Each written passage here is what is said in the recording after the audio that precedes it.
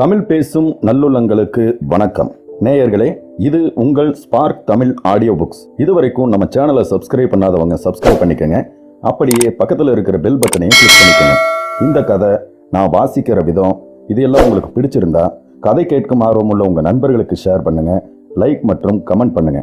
எழுத்தாளர் அமரர் சாண்டில்யன் அவர்கள் எழுதிய கடல் புறா பாகம் 1, அத்தியாயம் 33. கை சொன்ன கதை. அமீர் வீட்டு அந்தரங்க அறையின் வண்ணச் சுவரிலே சுண்ணக்கட்டி கொண்டு கோடுகள் தீட்டப்பட்டதுமே திட்டத்தின் விவரங்களை திண்ணமாக புரிந்து கொண்ட இளைய பல்லவன் கிழக்கு கோட்டை வாயிலை குறிப்பிட்டு முதல் பலியை இந்த இடத்தில் கொடுக்க வேண்டும் என்று சுட்டிக்காட்டியதன்றி தன் ஆசனத்திலிருந்து எழுந்து நின்று அந்த நரபலியாக தன்னை ஏற்க வேண்டும் என்று கேட்டதும் அந்த அறையில் பயங்கர மௌனமே ஒரு வினாடி நிலவியது. அடுத்த வினாடி எழுந்த கேள்வியும் அங்கிருந்த ஆண் மக்களிடமிருந்து எழவில்லை. கூடாது கூடாது, யாரும் பலியாக கூடாது என்று காஞ்சனாதேவியின் கிள்ளை குரலே அந்த அறையில் ஊடுருவிச் சென்றது. பலி கொடுக்க வேண்டிய இடத்தை சுவரில் விரலால் சுட்டிக்காட்டி நின்ற அனபாயன் தன் ஈட்டி விழிகளை அந்த கடாரத்தை இளவரசியின் பங்கஜ முகத்தின் மீது மிகவும் பரிதாபத்துடன் திருப்பினான். அவள் நிலைமீறி உணர்ச்சி பொங்க சொற்களை வெளியிட்டதன் காரணம் அவனுக்கு நன்றாகவே புரிந்தது. இங்கு கடாரத்து இளவரசி பேசவில்லை, அவள் காதல் பேசுகிறது என்று தனக்குள்ளேயே சொல்லிக் கொண்ட அனபாயன், இந்த பலி கொடுத்தால் மற்றவர்கள் பிழைக்கலாம் தேவி, இல்லையேல் இன்னும் ஒரே நாளில் நாம் அனைவரும் கலிங்கத்தின் வாள்களுக்கு பலியாகி விடுவோம் என்றான். வாழ்ந்தால் கூடி வாழ்வது, வீழ்ந்தால் கூடி வீழ்வது என்ற தத்துவம் உயரியதல்லவா என்று கேட்டால் காஞ்சனாதேவி பளிச்சென்று. இம்முறை அனபாயனுக்கு பதில் இளைய பல்லவனே பதில் கூறினான். காஞ்சனாதேவி இருந்த பக்கம் திரும்பி கூட பாராமல் எதிரே சுவரில் இருந்த கோடுகளையே கண்களால் நாட்டிக்கொண்டு, தனி மனிதர்களுக்கு அந்த தத்துவம் சரி தேவி, நாடுகளுக்கல்ல என்று பதில் கூறினான் இளைய பல்லவன். இங்கே பலியாகப் போவது தனி மனிதனா நாடா என்று கூறினாள் காஞ்சனாதேவி. தனி மனிதர் பலியானால் நாடுகள் பலியாகாது, இல்லையேல் இரண்டும் பலியாகும் என்றான் இளைய பல்லவன். நீங்கள் சொல்வது புரியவில்லை. காஞ்சனாதேவியின் குரலில் வருத்தம் துளிர்த்து நின்றது. புரியச் சொல்லுகிறேன் கேளுங்கள் என்று துவக்கிய இளைய பல்லவன் மற்றவர்களுக்கு முன்னால் தனக்கும் காஞ்சனாதேவிக்கும் சென்ற 2 நாட்களுக்குள் வளர்ந்துவிட்ட காதலை வெளிப்படுத்த இஷ்டப்படாமல் அவளை கேளுங்கள் என்று மரியாதையாகவே அழைத்தான். மேற்கொண்டு அனபாயனின் திட்டத்தை அவன் விவரித்த போதும் அவளை சற்று மரியாதையாகவே விழித்து விஷயங்களை விளக்கலானான். தேவி, இன்று இந்த அறையில் நாம் விவாதிக்கிறோம் நமது விடுதலை பற்றி. ஆனால் நமது விடுதலையில் பிணைந்திருப்பது நமது உயிர்கள் மட்டுமல்ல, கடாரம், சோழநாடு இவற்றின் நலன்களும் கலந்திருக்கின்றன. நாம் அனைவரும் இந்த இடத்தில் பலியானால் நாடுகளின் நலன்களும் பலியாகும். உதாரணமாக, உங்கள் தந்தையும் நீங்களும் பலியானால் கடாரத்தை ஜெயவர்மன் கைகளிலிருந்து மீட்பது யார்? குணவர்மன் வேண்டுகோளின்றி, ஏன் வற்புறுத்தலின்றி சோழநாடு கடாரத்தின் மீது மரக்கலங்களை ஏவுமா? அனபாயர் பலியானால் சோழநாடு கலிங்கத்துடன் மோதாதிருக்குமா? அது மோதுவது இருக்கட்டும், இங்குள்ள தமிழர் வாழாதிருப்பார்களா? அடுத்த வினாடி இரத்தக்களறி ஏற்படும். தேவி, நீங்கள் நினைப்பது போல கூடி வீழும் தத்துவம் நாம் இன்றுள்ள நிலைக்கு பயன்படாது. தவிர திட்டத்தில் அனபாயர் எதிர்பார்ப்பது போல அப்படி பலி கொடுக்க வேண்டிய அவசியமும் இல்லை என்றான் இளைய பல்லவன். பலிக்கு அவசியமில்லையா? காஞ்சனாதேவியின் குரலில் சற்று நம்பிக்கை துணித்தது. அவசியமில்லை, ஆனால் ஏற்படாது என்று திட்டமாக சொல்ல முடியாது. அதோ அந்த கோடுகளையும் புள்ளிகளையும் கவனியுங்கள் என்று திட்டத்தை விளக்க முற்பட்ட இளைய பல்லவன், மேற்கு கோடியில் இருக்கும் புள்ளிதான் இந்த வீட்டின் கொல்லைப்புறம். அதற்கு அடுத்து குறுக்கும் நெடுக்குமாக இழுக்கப்பட்டுள்ள கோடுகள் இந்த கொல்லைப்புறத்தை அடுத்த சிறு தோப்பை குறிக்கின்றன. தோப்புக்கு அடுத்தபடியாக பட்டை பட்டையாக இழுக்கப்பட்டுள்ள 3 கோடுகளும் 3 பெரு வீதிகள். அந்த வீதிகளை கடக்கும் வரையில் அதிக ஆபத்தில்லை. ஏனென்றால் முதல் சோதனை அந்த முப்பெரும் வீதிகளை தாண்டி கடல் முகப்பில் இருக்கும் கிழக்கு கோட்டை வாசலில் தான் நடக்கும். அங்கு நமது வண்டி மட்டும் இருந்தால் மாடுகளை வேகமாக முடுக்கி நீர்க்கரையை அடைய முயலலாம். ஆனால் வண்டிகள் பல நீர்க்கரைக்கு செல்லும். அப்படி செல்லும் வண்டிகள் ஒன்றன் பின் ஒன்றாக நிறுத்தி பரிசோதிக்கப்படும். அந்த பரிசோதனையில் நீர்க்குடங்கள் வீரர்களால் அதிகமாக தட்டி பார்க்காமல் விட்டுவிட்டால் தப்பிவிடலாம். பலிக்கு அவசியம் இருக்காது. அப்படி இல்லையேல் சோதனையில் சிறிது சந்தேகம் ஏற்பட்டாலும் வண்டியின் பின்புறம் உட்கார்ந்திருக்கும் நானோ அனபாயரோ கீழே குதித்து வீரர்களை மறித்து வண்டி வேகமாக நீர்க்கரைக்கு செல்ல அவகாசம் கொடுக்க வேண்டும். அப்படி அவகாசம் கொடுக்கும் போது வீரர்களை தடுத்து நிற்பவனுக்கு தப்ப அவகாசம் இருக்காது. போரிட்டு மடிய வேண்டியதுதான் என்று சொல்லிக் கொண்டு போன இளைய பல்லவனை இடைமறித்த காஞ்சனாதேவி, ஏன் மடிய வேண்டும்? இந்த ஊருக்கு வந்த புதிதில் அதே கோட்டை வாசலில் இருந்து நீங்கள் தப்பவில்லையா என்று கேட்டாள். இளைய பல்லவன் இம்முறை அவளை திரும்பி நோக்கினான். அவன் கடை இதழ்களில் புன்முறுவல் ஒன்று தவழ்ந்து நின்றது. அந்த நிலைமை வேறு, இன்று நிலைமை வேறு தேவி. அன்று நிகழ்ந்த சம்பவம் திடீரென்று நிகழ்ந்தது. இன்று இருப்பது போல் அத்தனைக்கும் காவல் எச்சரிக்கையும் இல்லை. அன்று தப்புவதற்கும் அடைக்கலம் புகுவதற்கும் இடம் ஒன்று கிடைத்தது என்று அர்த்தபாவத்துடன் அந்த அஞ்சன வெளியாளை பார்த்த இளைய பல்லவன் அனபாயனை நோக்கி கேட்டான். கிழக்கு கோட்டை வாசலில் வீரர்களை நான் சில நிமிடங்கள் தடுக்கலாம். அதற்குள் நீர்க்கரைக்கு வண்டி போய்விட முடியுமா? நீர்க்கரைக்கும் கோட்டை வாசலுக்கும் உள்ள பாதை நீண்டதாயிற்றே. என்னை வெட்டி போட்டுவிட்டு வீரர்கள் தொடர்ந்தால் என்ன செய்வீர்கள்? அனபாயன் கண்கள் இளைய பல்லவன் கண்களுடன் சில வினாடிகள் கலந்தன. அதையும் யோசித்தேன் கருணாகரா.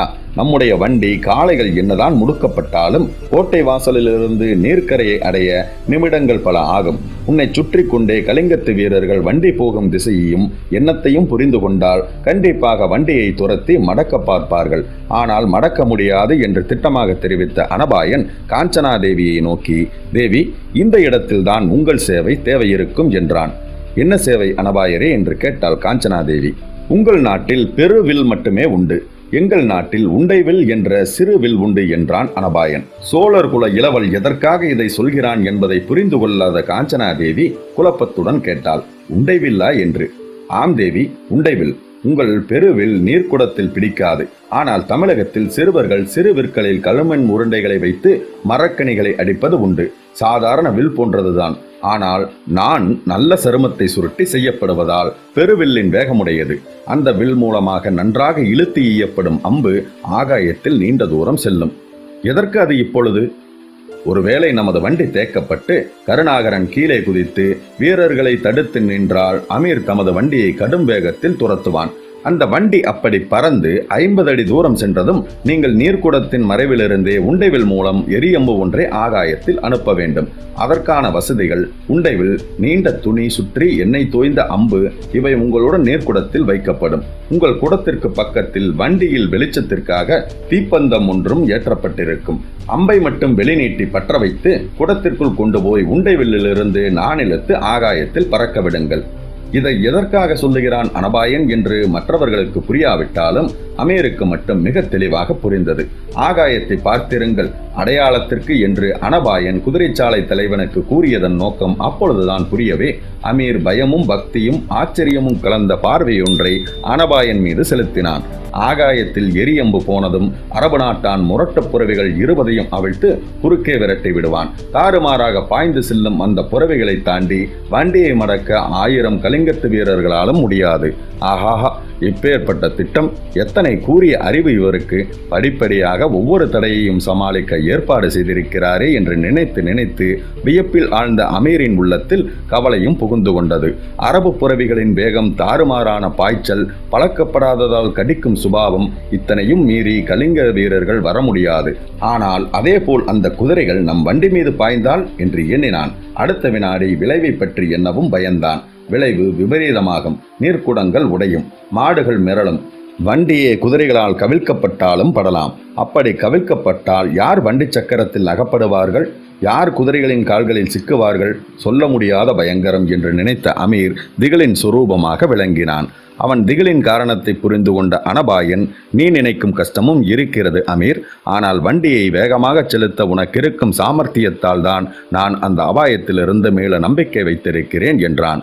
அமீரும் அனபாயனும் பரிமாறிக்கொண்ட சொற்களையும் எண்ணங்களையும் புரிந்து கொள்ள முடியாததால் அந்த திட்டத்தை பற்றிய விவரங்களை மற்றவர்களுக்கு தெரிவித்தான் அனபாயன். ஆகாயத்தில் எரியம்பு பறந்ததும் மூர்க்கத்தனமுள்ள 20 அரபு குதிரைகள் தாறுமாறாக ஓடி கிழக்கு வாசல் வீரர்களை தேக்கும். அவற்றை தாண்டுவது பெரும் படைக்கும் சுலபத்தில் முடியாது. அந்த குழப்பத்தில் கிடைக்கும் இடைக்காலத்தை நாம் நீர்க்கரையை அடைய பயன்படுத்திக் கொள்வோம். நீர்க்கரையில் சீன தலைவரின் படகுகள் தயாராக இருக்கும். வண்டி நின்றதும் குடங்களில் உள்ளவர்கள் தரையில் குதித்து படகுகளுக்கு ஓட வேண்டும். தொடரும் வீரர்களை நானும் அமீரும் தடுத்து நிற்போம். தேவியும் குணவர்மரும் மற்றொரு படகுகளில் ஏறியதும் நாங்களும் ஓடி ஏறிக்கொள்வோம். பிறகு படகுகள் புகார் செல்லும் மரக்கலத்தை நோக்கி விரையும். படகு அணுகியதும் அந்த மரக்கலம் பாய் விரித்தோட தயாராக இருக்கும். இதுதான் திட்டம். இடையே பல இடுக்கண்கள் நேரலாம். அவ்வப்பொழுது அவற்றை நமது யுக்தி கொண்டு முடிந்தவரை சமாளிக்க வேண்டும். மனித யுக்தி இவ்வளவுதான். மற்றபடி நாம் தப்புவதும் தப்பாததும் ஆண்டவனின் கரங்களில் இருக்கின்றன என்று சொல்லி தலையை குனிந்து கொண்ட அனபாயன் சில வினாடிகள் ஆண்டவனை நினைத்தான். அறையிலே மௌனம் நிரம்பி நின்றது. இனி நாம் கலையலாம். இன்றிரவு 5வது நாளையை புறப்பட சித்தமாக இருங்கள் என்று உத்தரவிட்ட அனபாயன் அனைவருக்கும் சிரம் தாழ்த்தினான். அன்று முழுவதும் குணவர்மன் ஒரு நிலையில் இல்லை. எதற்காக சோழநாடு வந்தோம், சாவதாக இருந்தால் கடாரத்திலேயே சித்திருக்கலாமே என்று அடிக்கடி சொல்லிக் கொண்டிருந்தார். காஞ்சனாதேவி துக்கத்தின் சிகரமாக விளங்கினாள். அன்று பகல் உணவு கூட அருந்த மறுத்தாள். பணிப்பெண்களை வெறுத்தாள். அறைக்கு வெளியே இருக்க கட்டளையிட்டாள். பஞ்சனையில் படுத்து புரண்டு கொண்டிருந்தாள். இளைய பல்லவனுக்கு நேர இருந்த கதி அவளை ஓர் உழுக்கு உலுக்கி இருந்தது. அவள் வேதனையை சகிக்க இஷ்டப்படாதது போல பொழுது வேகமாக ஓடி விளக்கு வைக்கும் நேரமும் வந்தது.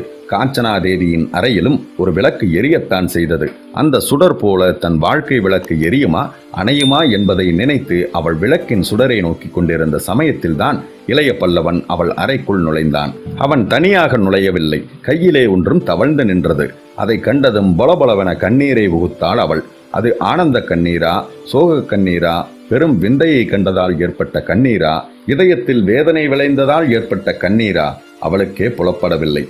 அவன் கையையே வெறித்து நோக்கினாள் அவள். அவன் கை சொன்ன கதைதான் என்ன? அன்பிற்கினிய நேயர்களே, உங்களுக்கு இந்த கதை பிடிச்சிருந்ததா? என்னோட குரல் மற்றும் கதை சொன்னதும் எப்படி இருந்ததுன்னு உங்களோட கருத்துக்களை தவறாம கமெண்ட் பாக்ஸில் கமெண்ட் பண்ணுங்க. மறக்காம ஒரு லைக்கும் தட்டி விடுங்க. அதோட உங்களை மாதிரியே கதையை விரும்பக்கூடிய உங்க நண்பர்களுக்கும் இந்த கதையை ஷேர் பண்ணுங்க. நீங்க ஒரு வேளை நம்ம சேனலை சப்ஸ்கிரைப் பண்ணாம இருந்தீங்கன்னா உடனே சப்ஸ்கிரைப் பண்ணிட்டு நோட்டிபிகேஷனையும் ஆன் பண்ணிக்கோங்க. கதை கேட்டுட்டு சப்ஸ்கிரைப் பண்ணாம போற நண்பர்களுக்கு ஒரு விஷயத்தை நான் சொல்லிக்க விரும்புறேன். ஒவ்வொரு ஆடியோ புக்கு பின்னாடியும் பல மணி நேர உழைப்பு இருக்கு. அந்த உழைப்புக்கான அங்கீகாரம் தான் நீங்க நம்ம சேனலை சப்ஸ்கிரைப் பண்றதும் உங்கள் லைக், ஷேர்ஸ் மற்றும் கமெண்ட். இது மட்டும்தாங்க. இந்த விஷயங்களை நீங்கள் ஏற்றுக்கிட்டீங்கன்னா கண்டிப்பாக சப்ஸ்கிரைப் பண்ணுவீங்கன்னு நான் நினைக்கிறேன்.